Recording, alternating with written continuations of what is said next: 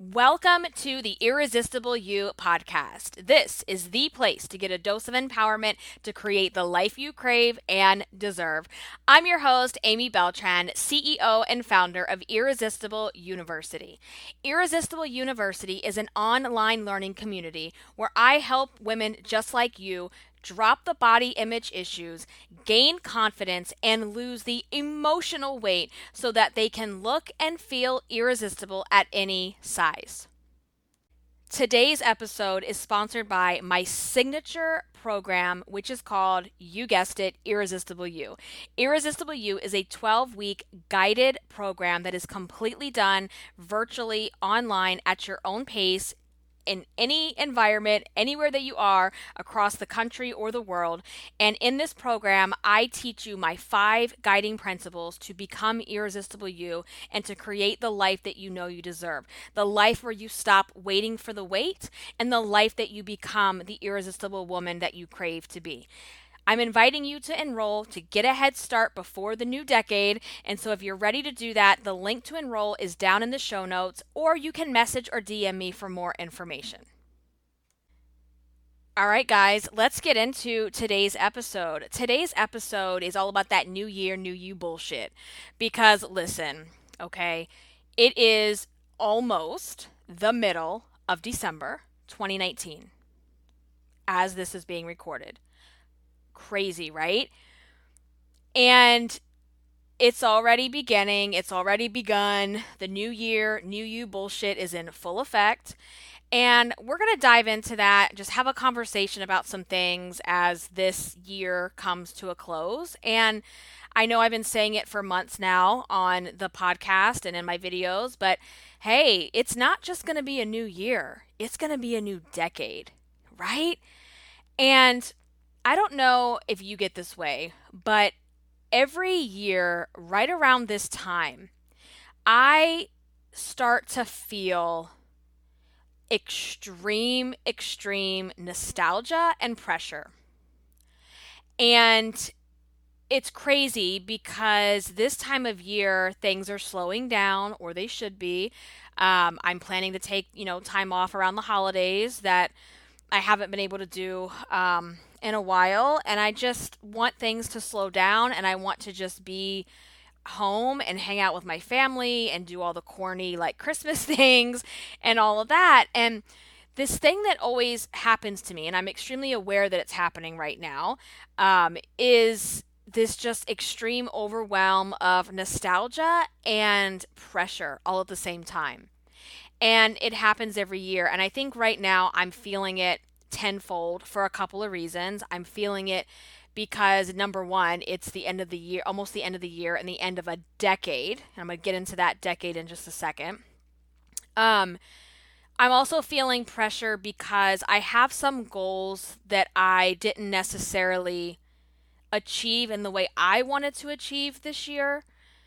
But I also had goals that I nailed it. I crushed it. I crossed those things off my list. And I am also in a place where I haven't done a ton of my planning yet for the new year, which when I say planning for me, like setting my goals, setting out what I wear, like what I want from the business, what are my business goals, what are my personal goals. And I'm actually going to be doing that next week in a workshop for my clients that are in the Irresistible You membership and the Irresistible You signature program. So stay tuned for more information on that, because if you want to get a head start on next year and you want to come into that workshop, then you can sign up into the membership or into the signature program and you'll get access to that. So I'll be sharing more information with you around that in the Facebook group, on my Facebook page, on my Instagram, all of that good stuff, and on the blog as well, irresistibleicing.com. So I'll be doing that, but right now I haven't put all my goals down, all of my things. So I'm feeling pressure from two sides. I'm feeling the pressure of shit. I had these goals that I wanted to achieve in 2019. I don't feel like I'm there yet. And then I need to put all these goals and dreams and my visions in a strategic way, like an action plan for the new year. And then, let's layer that with a bunch of nostalgic sprinkles, if you will. That's how I'm feeling. And I know I'm not the only one. I know the end of the year can bring up a lot of like scary, uneasy, anxious emotions that you might be trying to grapple with, and you're not really sure where they're coming from. And this is why, you guys, this is why I say it, and I think it was in the Thanksgiving episode that I talked a lot about this, that the overeating this time of year, it's not because of the parties. It's not because there's an abundance of Christmas cookies everywhere. Like, let's be honest, a lot of the food that's out this time of year, it's not unique. It's out every other month of the year. It's just packaged differently. And so a lot of the overeating that happens at least this time of year is from these overwhelming feelings. And when you have not crossed to the other side of becoming irresistible you, you may not be so self aware why you're feeling these things. So if you're feeling anxious now and like you're maybe having a flood of emotions like I am with just nostalgia and like looking back and seeing everybody's 10-year challenges on Facebook, and you're like, "Oh my god, like I get it. Listen, we're all in the same place together right now. And I want you to recognize that you're even having those feelings. I want you to recognize that it's normal, that it's okay.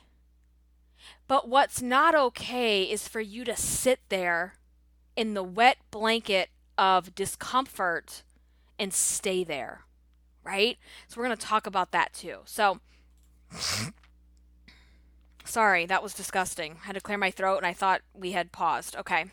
And I'm not editing, guys. Like, I'm one of those people, let's just get this out there. I don't have time to be editing podcasts. Like, maybe when my podcast blows up, we'll be doing some like professional editing. But for right now, your girl does not have time for that. So we're just going to have to move on past it. Um, so, you're seeing your friends, you're seeing everybody's like 10-year challenges going through your feed.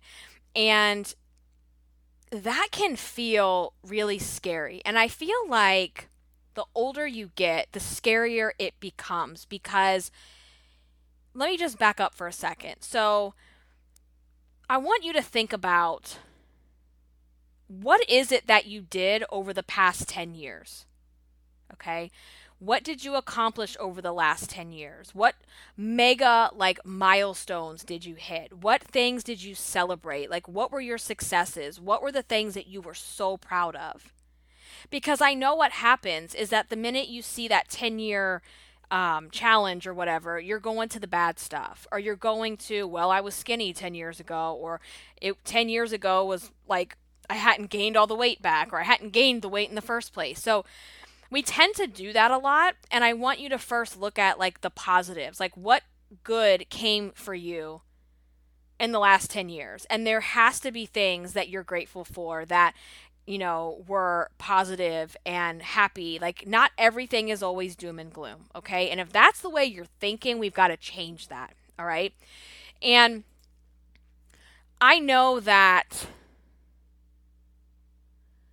looking backwards can bring up a lot of discomfort. And so I want you to also recognize that, because here's the thing. This change of decade that's about to happen is bringing up anxiety. It's bringing up a lot of emotions. It's bringing up comparison syndrome. It's bringing up I'm not good enough. It's bringing up I'm not at goal weight. Like, these are the things you might be thinking, right? Like, these are the things that come up for people when we think about the last 10 years and the fact that we're closing one chapter and we're moving into another. Okay? So one of two things is going to happen. Number one, you're either going to stay absolutely paralyzed by fear,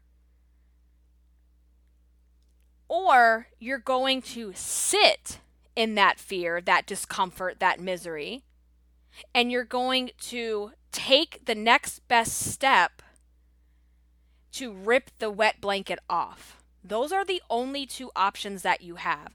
You only have the two options of not experiencing the feelings and the thoughts that are coming up for you about what the last 10 years has meant and what the next 10 years can mean, or you start to take small, imperfect action steps to move towards the life and the person that you want to become. Those are the only two options. And I just have to tell you, it is very easy to stay in that wet blanket of discomfort and misery, because when you're under the wet blanket of discomfort and misery, it actually starts to become comfortable even though you're wet and miserable. So if you guys are new to my podcast, I have a lot of like irresistible you isms or Amy isms that I say a lot. I always say I need a glossary to like give to you guys. But one of the sayings that I have is the wet blanket of misery. And what I mean by that is I want you to envision yourself, close your eyes, and I want you to envision that you are laying down on the couch or the bed and you have a wet blanket on top of you. So your comforter just came out of the washer and it's wet. Now, when you put a wet blanket on top of your body, it's what? It's cold, right? It's cold and it's miserable and it's wet and it's disgusting. And it's like, oh, I don't want this on top of me. This feels awful. But here's the thing. If you sit under the wet blanket of misery long enough, like if you sit under the actual wet blanket long enough, your body starts to adapt. Your body temperature actually starts to adapt to this wet blanket that's on top of you. And so what happens though, if you're sitting there and you're completely still, it's fine. You start to adapt. But what happens is like when you decide you're ready to move and you're like, I think I'm just going to like move my hand out of this wet blanket. When you take your arm out of the wet blanket that has been covering it and your arm hits the air, that air, let me tell you, that air is going to be cold AF, okay? That air is going to feel like almost worse than being under the wet blanket of misery. Because you're like, oh shit, like this is cold. Like I'm not here for this. Like I'm trying to get back under the blanket because at least I know I'm safe here as long as I don't move. As long as I don't move and I stay under the wet blanket, I'll be fine. I don't love it. I would wish I could be somewhere else on a warm beach laying out in the sun, but you know what? This is okay. I'll just deal with it. That is like the perfect metaphor for where you are in your life right now. Because while you may not be comfortable with where you are in your life, you may not be happy with where you are right now, you may not be the version of yourself that you want to be, you may not be in the body that you want to have, and you may not be happy, but you have been where you are for so long that the discomfort becomes comfortable. Right? The discomfort becomes all you know. The discomfort becomes easier than the tiny bit of pain that it's going to take to start ripping the blanket off of you. Because yeah, when you rip that entire blanket off of you, it's going to be cold. It's going to feel confusing and hard and painful. But that amount of time that it's going to take to get your body back, like your body temperature back where it was and to get dry, is a blip of time compared to how long you've been under the wet blanket. I hope I'm making sense for you. Like my whole analogy, I use this all the time, but it's so good because where you are in your life, you're laying under a wet blanket. And even though you're not happy, even though you're miserable, what are you doing about it? What steps are you taking? How are you making change to your current situation? If you are unhappy about your body, if you're unhappy about your weight, what are you doing about it? Are you just continuing the cycle of I'll start over tomorrow, I'm going to binge tonight, I'm going to Netflix and chill and eat all the food, and I'll just start over tomorrow? Like if you're on that constant cycle, you are under the wet blanket of discomfort, okay? So when I say those are your only two options as we move into the 20s, I love saying that, into the 20s. It's so like Great Gatsby-ish. I'm obsessed. As we move into the 20s, you really only have those two options. You have the option of staying under your wet blanket of misery and being comfortable, staying uncomfortable, or you start to rip the wet blanket off and become the woman that you know you want to be. Become the confident, fierce, irresistible woman that you are meant to be. Because you're not meant to live your life under a wet blanket. You're not meant to live your life playing small. You're not meant to live your life hiding from the rest of the world because you don't want them to see your weight. You're not meant to sit around for another 10 years waiting for the wait. Because nobody else is going to be waiting for you. Everything else is moving and grooving right along. And so if you're feeling these like emotions and this anxiety coming up for you as the year and the decade ends, those are your two options. Because listen, like, I get it. Like, it can feel absolutely paralyzing to even sit here and think about, oh my God, like 10 years have just like ended. Like, these 10 years just flew by. Like, and we're moving into a new decade, and I don't even like where I'm at now. And how am I even going to like embrace the new decade and set myself up for success and finally accomplish the goals that I have for myself when I don't even know how to get out from under the blanket? Because it feels paralyzing when you're under the blanket. And I understand it because, so for those of you that don't know, I've been overweight my entire life since I was in elementary school. But I had my like first major, massive like weight gain and bout of depression right after I graduated high school. And right after I graduated high school, I put on close to 100 pounds in a very short period of time. It was awful. And it was a mix of, holy shit, I'm an adult now. I don't really know what I want with my life. I'm scared. I don't have this like routine and this place that I used to go to for the past 12 years. Everything is changing around me. My friendships are changing. People are moving on. The dynamics are different. I'm scared. And then I had this moment also where out of the blue, I realized, oh my God. Oh my God. I was like, I'm 18 years old. And everything in my life, all the people that I love, they won't always be here. And I just had this thing that came over me of like, people that I love they're gonna die. They're gonna leave. They're not always gonna be here. And it was so overwhelming, that fear of death. And then I started having fear of death about myself. That like I was just gonna like blow up one day. Like I was gonna be driving down the road and just blow up. Or I was gonna be just like in the car and get hit and die. Like I just had these irrational thoughts in my head, which caused panic attacks and anxiety, which in turn caused me to not want to leave the house. And it was just like all these things compounding on top of each other that really made me go into this depression and this massive weight gain that at the time I didn't understand it. I was only 18 years old. I was a kid, right? Essentially, you're a kid expected to be an adult now. And that's a lot of pressure. And I stayed under that wet blanket because I didn't know what to do. I didn't even know, like, when you're so in it like that, you don't even know where to go or what to do. And this was back in like 1999. There was no like Google and Instagram and forums and Facebook groups and online coaching programs and places to get this type of help. So you just felt alone and scared and like, I must be the only person going through this, or I must be crazy.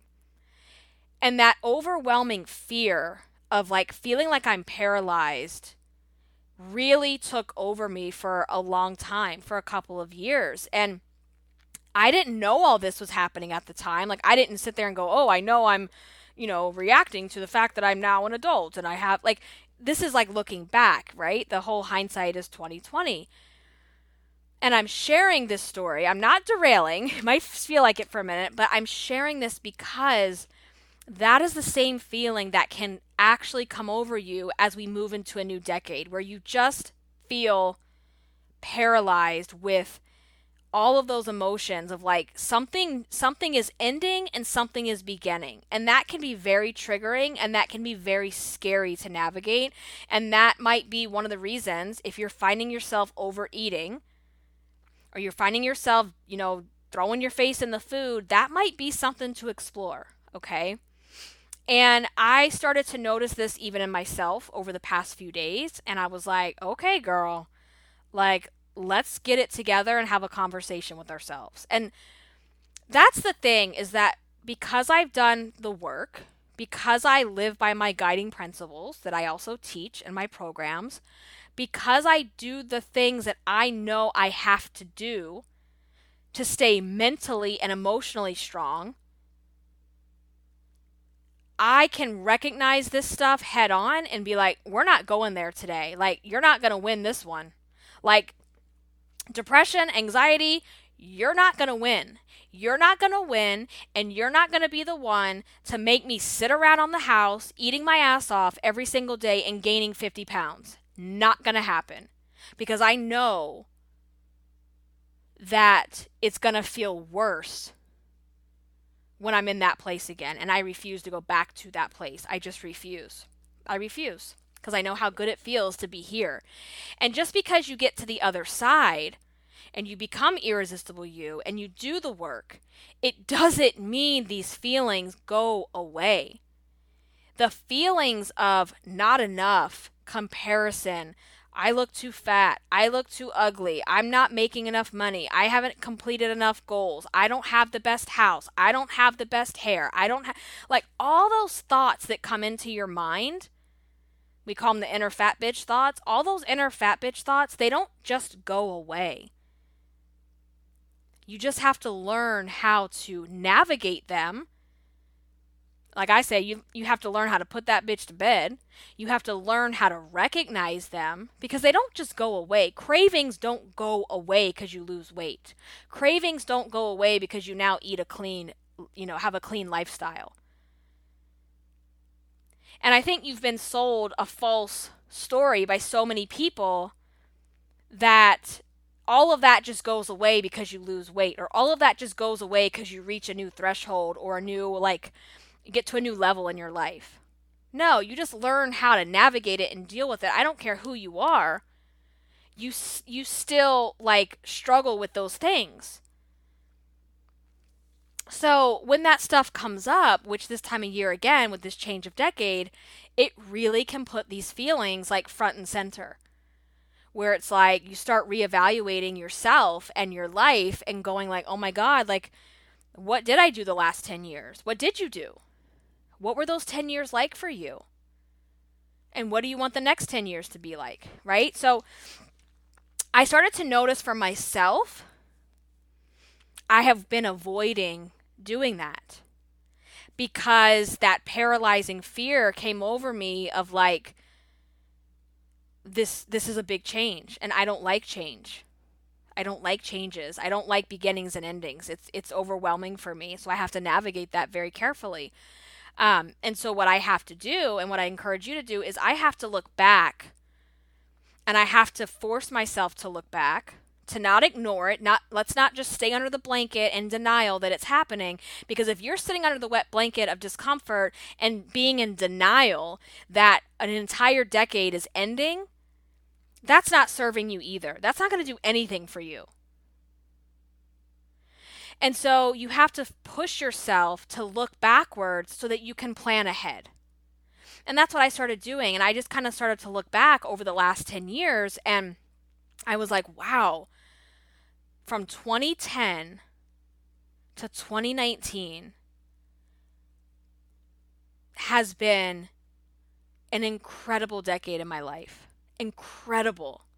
Like, full of so many milestones, so many happy, magical moments, and also full of a lot of pain, suffering, depression, like scary stuff that I had to deal with, surgeries, myself, surgeries of loved ones, loss. Like there's all of that. And that is life.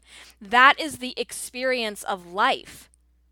And so that's just kind of like one of the things we think is that we should just always be happy. We should just always be having these magical moments. And when we don't, it's like the pity party begins and the victim mindset takes over. And it's like nothing good ever happens to me. Every time I get back on track with my eating, something derails me. And it's like, no, those are your excuses.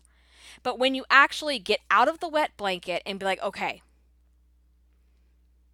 this is going to bring up some hard stuff for me. And that's what I had. I'm like, all right, if I look back on the last 10 years, it's going to be emotional. It's going to be emotional, like positive emotions, because happy moments are also very hard for me sometimes to look back on, because all that nostalgia to me is like, it's one of those things, just, I don't know if you feel this way. It's just one of those feelings for me that's very hard, but I have to sit in it. And so when I look back on nostalgic things that are happy, that's also hard for me too. And I also recognize I have to look back on all of the good and bad.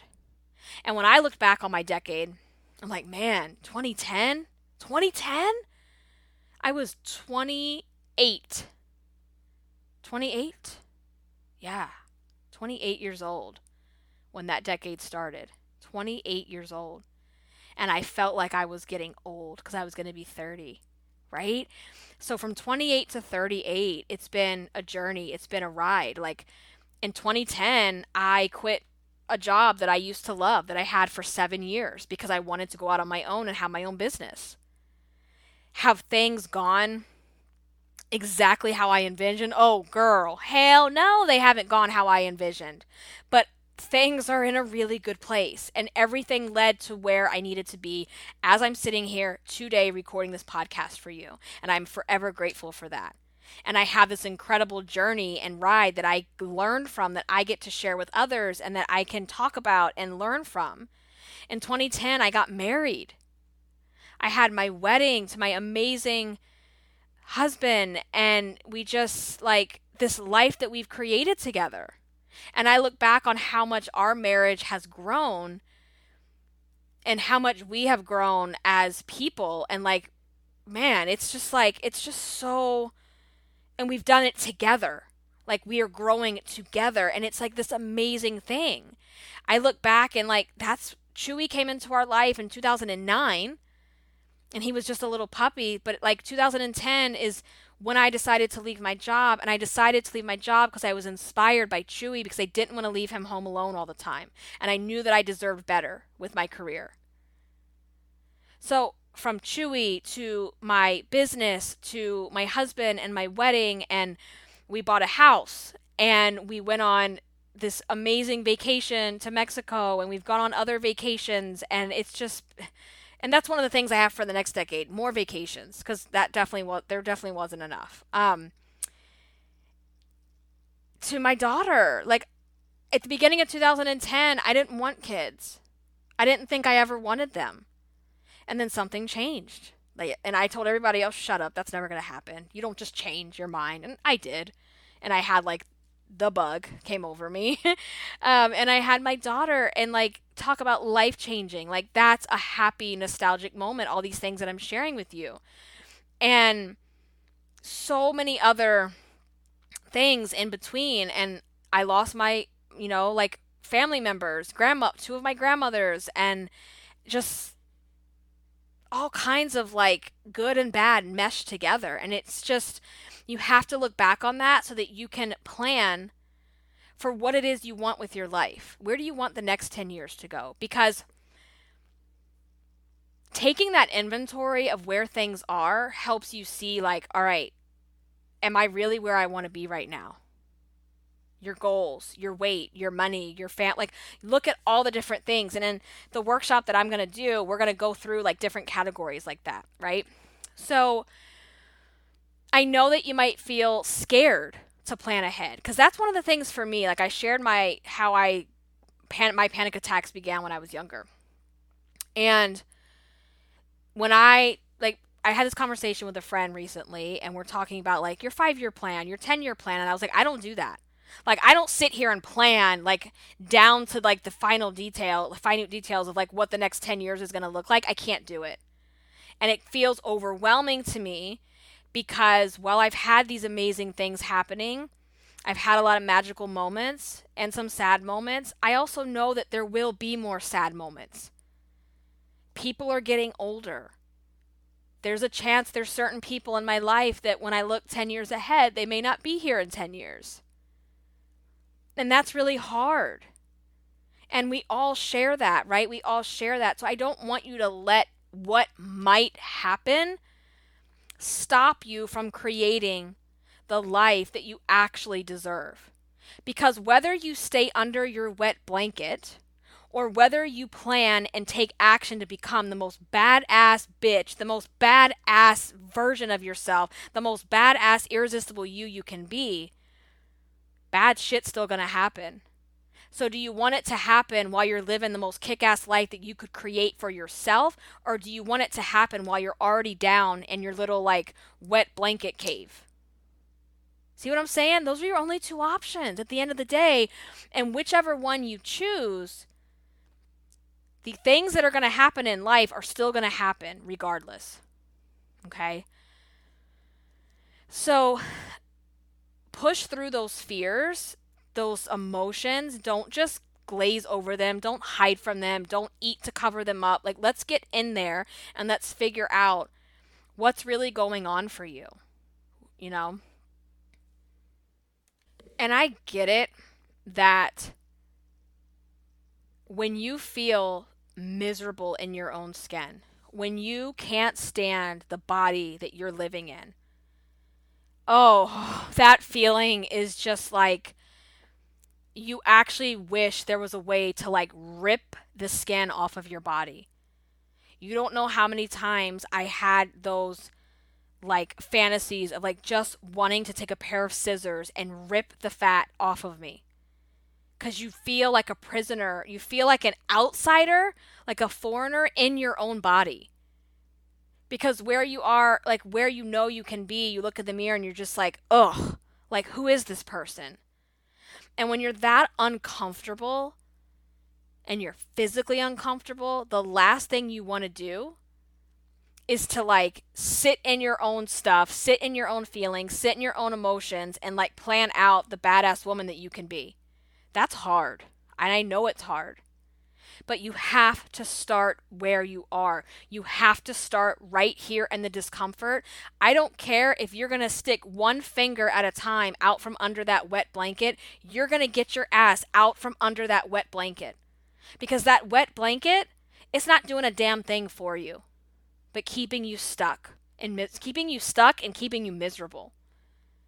If you have to push one little finger out at a time and like, okay, I got this. All right, I got this. You know what? It's not so bad. I can do more. I can take my whole hand out now. You know what? I'm going to take this whole arm out. That's what you have to do. You claw your way out of the wet blanket.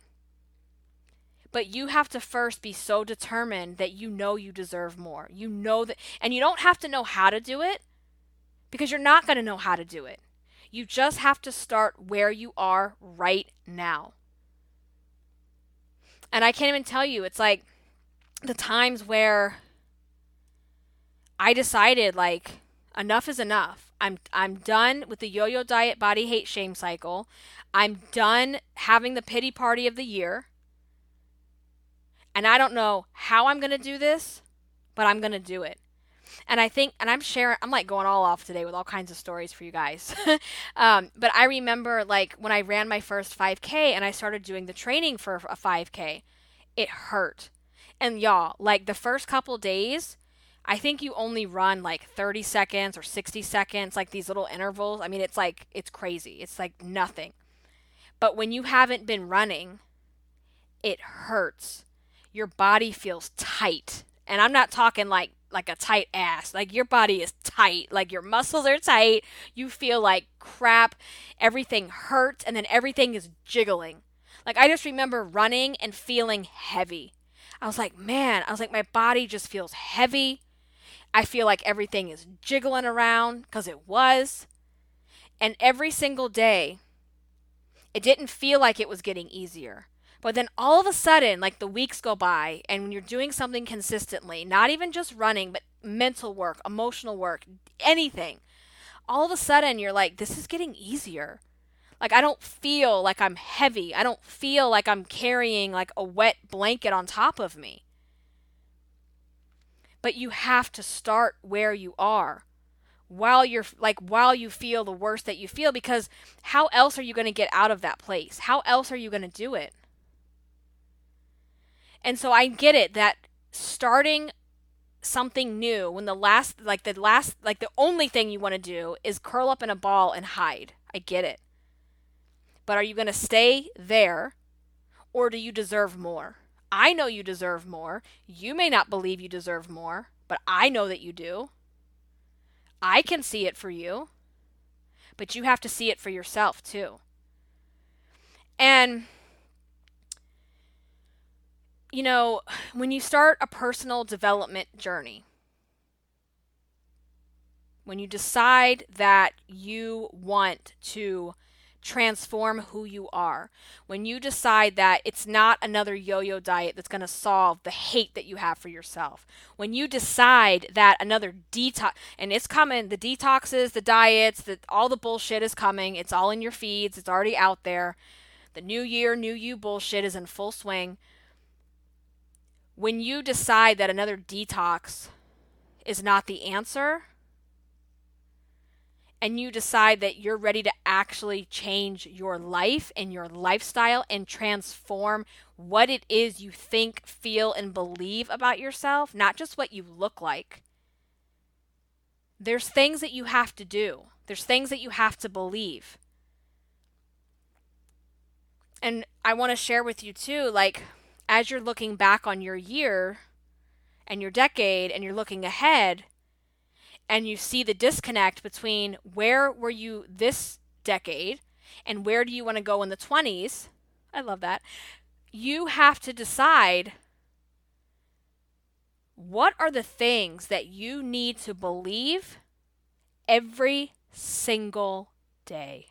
And I mean every single day. Not once in a while, not when you feel like it, but every single day. Because the person that you are right now, what got you here to the person that you are right now is not what is going to get you to the person you want to become. Because if it could, you would already be there. And what I mean by that is, you have to learn certain skills. You have to have certain resources. You have to have certain learnings and teachings and experiences and practices and routines in order to become that person. Because if you already had all of that in your back pocket, well, you would be that person already, would you not? So there are going to be things that you have to believe every single day. And you have to remind yourself and put those things forward every single day. There's things that you have to do every single day. Right? You have to have some type of a ritual or a practice to keep these things top of mind. Because what happens is that you go to sleep. Again, one of my Amy-isms, you start zombie walking through life. Life gets busy, life gets hectic, life gets stressful, like it does for you and every other person on the planet. That does not make you special. That does not make you the exception. That makes you like everybody else. And so often you think that you're this special person that's so busy, that has to do things for other people and put yourself last. And no. That makes you like everybody else. Everybody else has responsibilities and is busy and things happen. And so then when you get into that mindset, then you forget the woman that you want to become. Then you forget what you need to believe about yourself every day. Then you forget what you have to do for yourself every single day. And you fall back into who you've always been. And if you keep doing the things that you've always done, do you really think change is going to happen for you? Are you going to transform your life? No, you're not. You're going to have to stretch yourself. You're going to have to realize, in order to create who I want to be, in order to create the life that I want, I have to get uncomfortable, or I have to get comfortable being uncomfortable. But the uncomfortable that comes from getting out of the wet blanket is so much better, and it's so much different, and it has so much growth versus the discomfort of being under the wet blanket. See what I'm saying? Like, they're both going to be uncomfortable, but one is just going to be uncomfortable for a while, and it's going to lead you to a place of comfort, of where you want to be, of peace, of like happiness with yourself. Versus the other one, which keeps you stuck, hating yourself, talking shit to yourself, hanging out with the inner fat bitch, repeating the same old yo-yo diet, falling for the detoxes, trying the new keto fads, all that kind of crap that isn't serving you. Because it's not a new body that you need. Is a new body, a fit body, losing weight nice? Hell yeah. Let's not gloss over the fact that that is nice, but that is not actually going to change the fact that you can't stand who you are right now. That is not going to change the fact that you don't have the thing inside of you to create the life that you dream about. Losing weight isn't going to change any of those dynamics in your life. It's not going to get you a raise. It's not going to get you a promotion. It's not going to start that business for you. It's not going to give you like the things that you need to go after the big scary goals that you have. Changing what your body looks like is not going to do that for you. So I want you to understand that it's more about changing your entire lifestyle and learning how to live in moderation. Learning how to not make weight and food the center of your universe. So I just want to wrap this up with, I want to share with you some thoughts that I look at every single day, things that I repeat to myself every single day, things that I have to remind myself of every single day, that I know for me, I have to believe them daily. And a lot of these things, hey, listen, if you want to use these for yourself, go ahead. If you want to create your own, do that as well.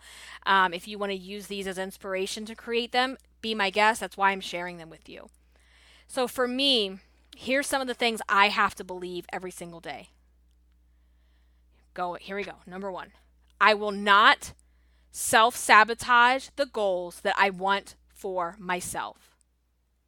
I will not self-sabotage the goals that I want for myself. So for me, this is my personal goals and my professional goals. Because I recognized early on in my journey that self-sabotage, I was real good at that. I am real good at self-sabotaging. And so I had to figure out what is the actual problem here. So I have to remind myself and believe every single day, I will not self-sabotage myself and the goals that I want. Okay? I will speak, think, and act with conviction and unbreakable confidence. I was extremely shy as a child, painfully shy.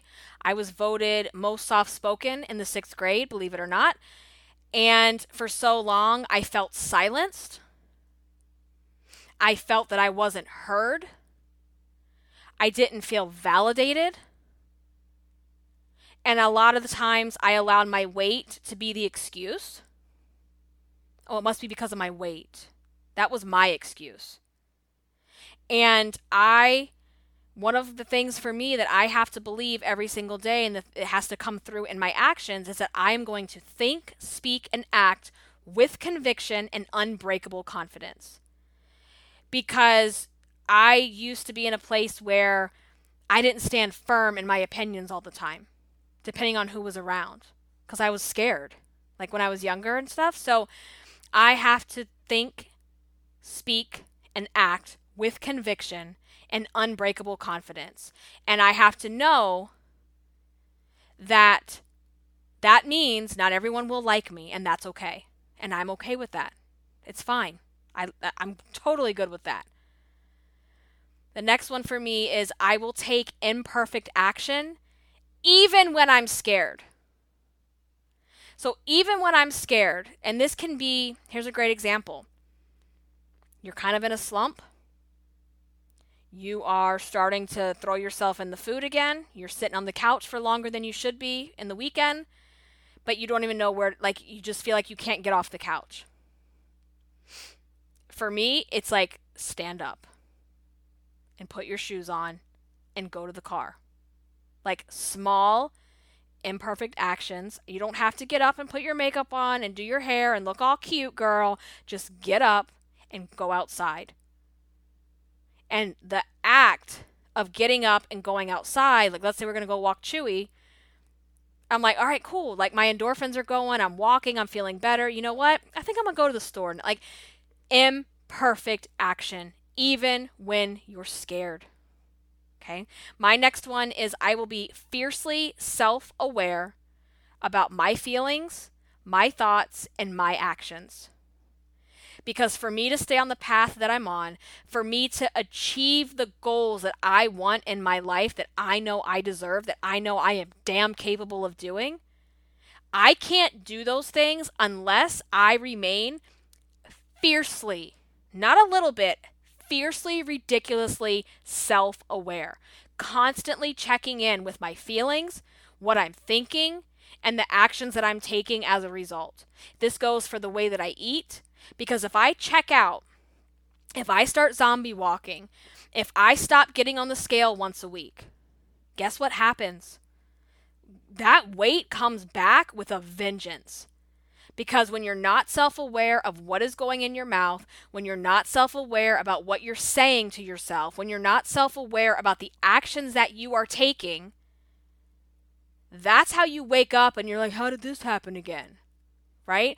So for me, something I have to believe every single day and practice, that I will be fiercely self-aware about my feelings, my thoughts, and my actions. Even when it's uncomfortable. Even when I don't want to look backwards and think about things. Even when I don't want to think about certain emotions. I have to. That's again, goes back to, I'm going to take imperfect action even when I'm scared to go there. Another one for me is I will give myself permission daily to take a break and do something just for me. This is so important to your self-care. This is so important to your emotional and mental health and your physical health. I can be a workaholic.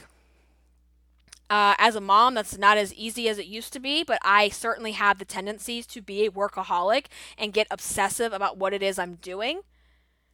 Just like being a binge eater, and I can get obsessed about eating and eating and eating. I have to give myself full permission that it's okay to take a break. It's okay to step away. It's okay to go for a walk. It's okay to go out for an hour or two and do something for yourself. And sometimes those things are just me, and sometimes those things might be with my family. Okay? Another thing I have to believe and practice every day, this is really important for me, I will take pride in my appearance and practice self-care. I have found over the years, especially working from home, if I wake up and I do not put my face on, put my makeup on, get my glam on, do my hair, put something cute on, put my rings, put my earrings, put all my signature jewelry on, my signature perfume. If I don't do that stuff every single day, it puts me in a slump.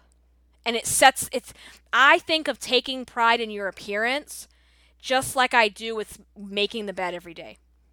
For me, waking up and making the bed first thing in the morning sets the tone of how I want the day to go. It sets the tone of, this is the expectation. If I can't hold myself to the standard of putting some damn pride in my appearance, how's the rest of the day going to go? Right? And I have found the days that I have rolled out of bed, looking a hot mess, I lose my mojo. I don't feel like being as active. I don't feel as productive in my work. So for me, that's something I have to believe every single day. Because I know if I don't take pride in my appearance and do the self-care things that I need to do, and self-care is like my nails and my feet, getting a massage once in a while, going to the spa, like all those kinds of things, if I don't do those things for myself, I start to get in a mental slump. It affects me. So that's just one of mine. Again, you can use these or not. It's up to you. Um, I think those are really like the main thoughts that I have to believe on a daily basis, right?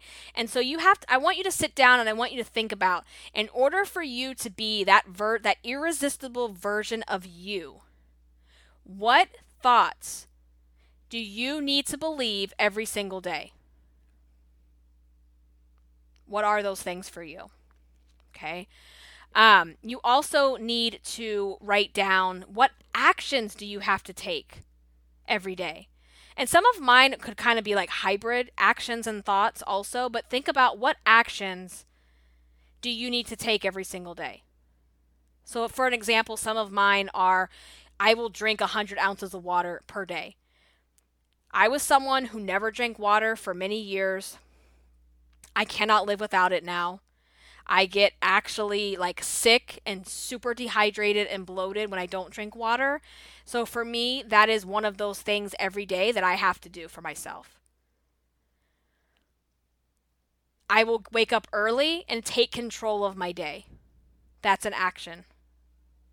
If I want to grow this podcast and this business with the vision that I have for myself, that's non-negotiable. There's no other way around it.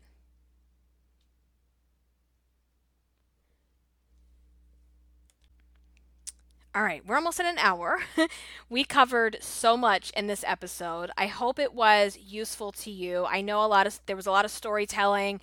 There was a lot of things all over the place. But really the goal here is, the new year, new you bullshit is out. Okay. And it's going to bring up some discomfort. It's going to bring up some anxiety. It's going to have you thinking about, what did you do the last 10 years? What do you want this new decade to be? You might be feeling that pressure of like, oh my gosh, I don't know. Like, I don't know what I want to be in 2020, and I don't know what I did. And I want you to sit and I want you to really start thinking about that. Because again, I'm going to go back to the fact that you have two options.